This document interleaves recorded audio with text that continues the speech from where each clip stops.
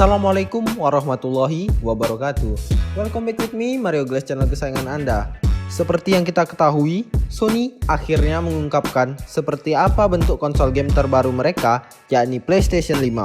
Dalam acara pengumuman yang berlangsung selama 1 jam, secara virtual, Sony akhirnya mengungkapkan desain konsol milik mereka pada Kamis malam tanggal 11 Juni 2020 atau bertepatan pada Jumat subuh waktu Indonesia Barat nih guys.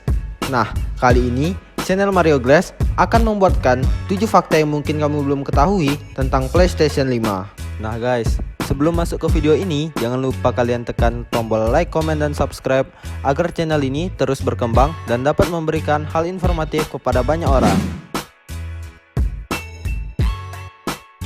Dibekali kemampuan loading super cepat. Sebagai pengganti hard disk, SSD biasa dikenal memiliki pengaruh yang sangat krusial terhadap kecepatan jalan loading game. Pada konsol PS5, SSD yang digunakan kabarnya merupakan versi custom dengan kapasitas data sebesar 825 GB. Walau belum mencapai 1 tera, performa kecepatan transfer yang disuguhkannya sungguh tidak main-main nih guys. Ia mampu membaca data hingga 5 GB per detik, bahkan bisa sampai 9 GB per detik untuk tahap pembacaan data yang terkompres. Hal ini justru berbeda sangat jauh dengan konsol PlayStation 4 yang normalnya masih hanya menggunakan hard disk dengan kemampuan membaca 50-100 MB per detik. Tim Sweeney sendiri selaku CEO Epic Games saat memamerkan software Unreal Engine terbarunya sampai menyebut bila kemampuan SSD PS5 sudah berhasil melampaui performa SSD yang berjalan pada perangkat PC high-end.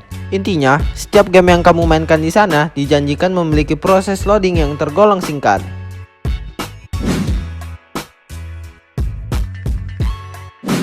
Memiliki prosesor dan graphic card yang lebih awet. PS5 memang memiliki spesifikasi yang agak kalah tipis bila dibandingkan dengan konsol pesaing utamanya seperti Xbox Series X.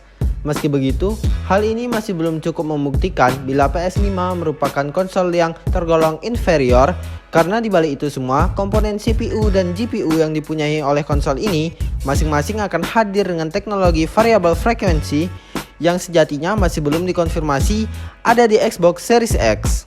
Melalui variable frekuensi, konsol PlayStation 5 bisa menjaga kestabilan daya pemakaian mesinnya dengan lebih konsisten, terutama dalam secara fleksibel menyesuaikan dengan daya frekuensi yang digunakan pada tiap core prosesor. Sehingga teknologi ini dapat membuat kinerja sistem pendingin konsol menjadi lebih terbantu serta menciptakan performa bermain yang lebih nyaman. Nah guys, jenis CPU sendiri yang digunakan adalah 8 core AMD Zen 2, sedangkan untuk GPU-nya Sony memakai AMD RDNA dengan performa 10,28 teraflops serta sistem clock yang mencapai 2,23 GHz.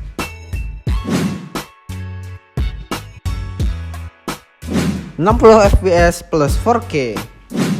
Sejalan apabila membahas mengenai kenyamanan performa, batas tingkat FPS, dan resolusi layar bermain memang telah menjadi kriteria wajib bagi para gamers yang mendambakan suatu pengalaman bergaming yang sesempurna mungkin.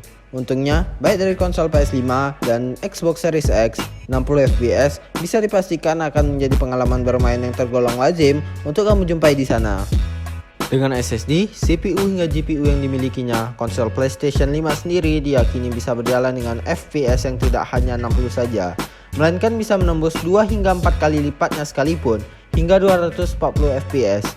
Dalam hal resolusi, pihak Sony juga cukup optimis untuk mampu menuangkan performa tersebut pada gambaran resolusi 8K.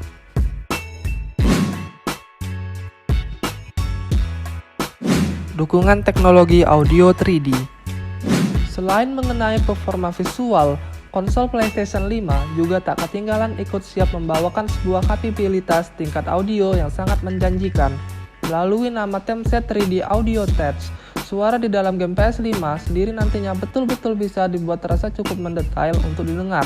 Suara ini memungkinkanmu juga untuk bisa ikut mendengar tambahan detail suara-suara kecil atau sayup-sayup yang mendukung kerealistikan nuansa area yang dirasakan pada tampilan layar game.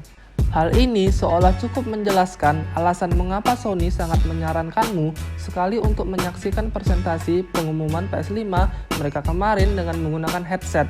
Bersamaan dengan hal itu, jangan lupa bahwa Sony juga akan ikut memasarkan alat headset wireless khususnya yang nampak setiap dijual sebagai salah satu bagian dari sang konsol itu sendiri. Controller bernama DualSense. Controller di konsol PS5 kini tidak akan kembali mengadopsi nama DualShock, karena sekarang kamu harus membiasakan diri untuk menyebutnya dengan nama DualSense. Hal utama yang membuat controller wireless yang lebih gemuk dan lengkung ini terasa spesial untuk unik, jelas berasal dari fokus sensitivitas berkontrol yang ingin mereka tawarkan. Spesifikasinya, Sony menyebutkan istilah yang secara khusus mereka namai haptic feedback dan adaptive trigger. Haptic feedback secara memiliki maksud yang dapat membuat sensasi irama getaran di tanganmu terasa berbeda, terutama saat berbeda pada suatu kondisi atau situasi tertentu di dalam game. Sedangkan fungsi adaptive trigger pada tombol R2 dan L2 lebih ditekankan untuk memberi rasa feel hingga ketahanan yang cukup nyata ketika karaktermu digambarkan sedang melakukan aksi-aksi tertentu. Contohnya, seperti munculnya perbedaan sensasi ketika melakukan bidikan dengan menggunakan busur panah maupun senjata api.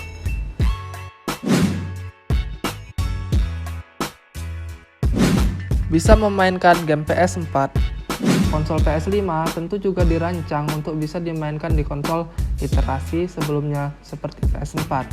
Meski dibuat berdasarkan arsitektur yang sama, sayangnya telah dikonfirmasi bahwa tidak semua game PS4 dapat kamu mainkan di sana. Walau jumlah pilihannya masih tetap tergolong banyak, di mana sejauh ini Sony telah mengkonfirmasi bahwa sebagian besar dari total daftar 100 game terlaris mereka di sana betul-betul dapat dimainkan di PlayStation 5. Dan secara totalnya, dari sekitar 4.000 judul yang masing-masing sudah dinyatakan compatible untuk konsol tersebut.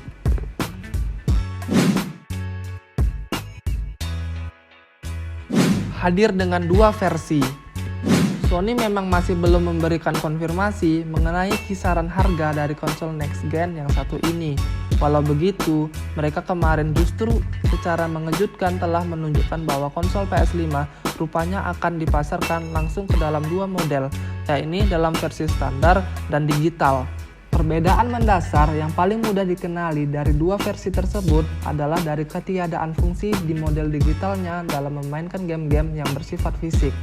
Ya, sepertinya yang bisa kamu lihat, keberadaan konsol versi digital yang ada di PS5 terlihat sama sekali tidak sedikit pun memuat adanya slot disk drive.